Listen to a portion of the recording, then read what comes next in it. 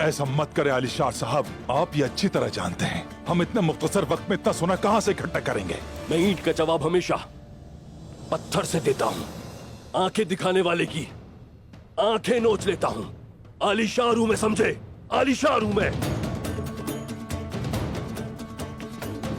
अपने कान खोलकर अच्छी तरह सुन लो। अगर तुम मेरा सोना वापस न लाए तो मैं इबरत के तौर पर तुम्हारे खैमे तबाह कर दूंगा, तुम्हारे आदमियों को मार दूंगा और औरतों को जिलावतन कर दूंगा। याद रखना।